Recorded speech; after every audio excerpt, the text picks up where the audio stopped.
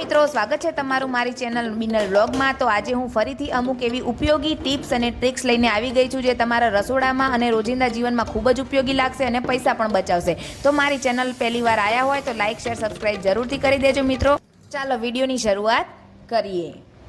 સૌથી પહેલી ટીપની વાત કરીએ ને મિત્રો, તો બધાના ઘેર આવા એક સરખા વાટકા હોય, 2 હોય 4 હોય, બધાના ઘરે હોય। અને આપણે જો વાટકા આ રીતે 2 ભેગા થઈ ગયા તો નીકળવાનું નામ ના લે। આપણે કાઢીએ ને તો પણ ના નીકળે। તો તમારા 2 સેકન્ડથી 3 સેકન્ડની અંદર તમારા વાટકા કાઢવા હોય અને જો આ રીતે ફિટ થઈ ગયા હોય તો તમારે શું કરવાનું, આપણા ઘરમાં કોઈ પણ તેલ પડ્યું હોય, કોપરેલ તો પણ ચાલે, આપણે જે રોટલી બનાવવા માટે આપણે જે વાપરતા હોય તેલ એ પણ ચાલે। તો એ તેલ લઈને આ રીતે બંનેની વાટકાની વચ્ચે વચ્ચે લગાવી દેવાનું અને થોડીક વાર આ રીતે અને આ રીતે મેં વિડીયોમાં બતાવ્યું એ પ્રમાણે સેજ આગો પાછો ખસેડવાનો। એટલે ખસેડશો ને એટલે એકદમ મસ્ત રીતે થોડીક જ સેકન્ડમાં તમારો વાટકો હલવા માંડશે અને જે અંદર હવા થઈ હશે એ બધી નીકળી જશે। તેલના કારણે, ચીકાશના કારણે બંને વાટકા જુદા પડી જશે। તો તમારા પણ જો બંને વાટકા હવે આજ પછી આવી રીતના ચોંટી જાય તો તમે આ રીતે તમે એના ટ્રીકથી વાપરી શકો મિત્રો। આ તમારે જરૂરથી ટ્રીક કામ આવશે, તમે કોમેન્ટમાં જરૂરથી કહેજો। તમારા વાટકા પણ એકવાર તો આવી રીતે જોઈન્ટ થઈ જ ગયા હશે। તો આ ટીપ યુઝ કરીને અને તમે કેવી લાગી કોમેન્ટમાં જરૂરથી। બીજા નંબરના ટીપની વાત કરીએ મિત્રો, તો આપણા બધાના ઘરે આપણે લીંબુ વાપરતા હોઈએ તો આ ટીપ તમારા માટે ખૂબ જ ઉપયોગી લાગશે। જો તમે પણ લીંબુ વાપરતા હોય, એમાં આપણે અમુક ટાઈમ એવું થાય કે અડધું લીંબુ આપણે વાપરીએ અને અડધું લીંબુ આપણું વધે, તો આપણે અડધું લીંબુ એમને એમ ફ્રીજમાં મૂકી દઈએ। ખુલ્લું તમે ફ્રીજમાં મૂકી દો એટલે આ રીતે સુકાઈ જાય અને કાળું પડી જાય અને બીજી વાર વપરાશમાં આવે નહીં। તો તમારું કાપેલું લીંબુ અઠવાડિયા સુધી એવો ને એવો રસ રહે અને એવું ને એવું લીલું રહે, એના માટે તમારે શું કરવાનું, એના ઉપર આ રીતે મીઠું નાખી દેવાનું। મીઠું નાખીને એના ઉપર ફેલાઈ દેવાનું। એનાથી લીંબુનું મોઇસ્ચર એવું ને એવું રહેશે અને તમારે પછી એમાં જે આપણા ઘરમાં જે એરટાઈટ ડબ્બો હોય એમાં મૂકી દેશો એટલે તમારું લીંબુ એવું ને એવું અઠવાડિયા સુધી એનો રસ પણ એવો ને એવો રહેશે અને એરટાઈટ ડબ્બામાં મૂકશો એટલે ભીનું પણ નહીં થાય અને એકદમ બગડશે નહીં। તમે કાપેલા લીંબુ આ રીતે યુઝ કરી જોજો એકવાર, અઠવાડિયું શું 10 દિવસ સુધી તમારા લીંબુનો કંઈ જ નહીં થાય અને કાપેલા લીંબુ બગડશે નહીં। જો આપણે ખુલ્લું લીંબુ મૂકી દઈએ તો બગડી જાય। તો તમે એકવાર આ ટ્રીક જરૂરથી કામ કરજો। મેં યુઝ કરી મને કામ આવે એટલે જ મેં તમને કીધું। તો તમે આ રીતે ફ્રીજમાં મૂકી દેજો અને વિડીયો ગમ્યો હોય તો મિત્રો લાઈક કરજો। બીજી ટીપ તમે આગળ બતાવો।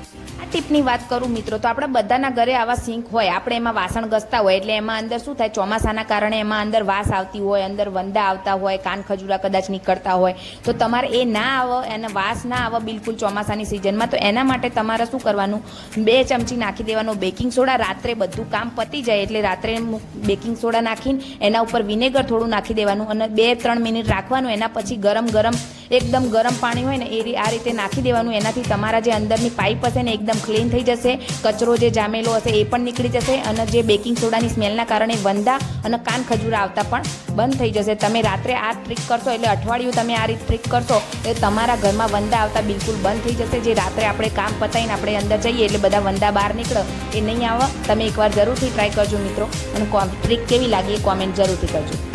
જો મિત્રો તમે પણ પાણીની બોટલો સાચવતા હોય રીયુઝ કરવા માટે અને ફરીથી વાપરવા માટે અને ખેતરમાં લઈ જવા માટે, ગામડામાં બધા વધારે વાપરતા હોય, તો તમે જે આ રીયુઝ કરતા હોય તો તમે આ વિડીયો જરૂરથી જોજો મિત્રો, તમને ખૂબ જ કામ લાગશે।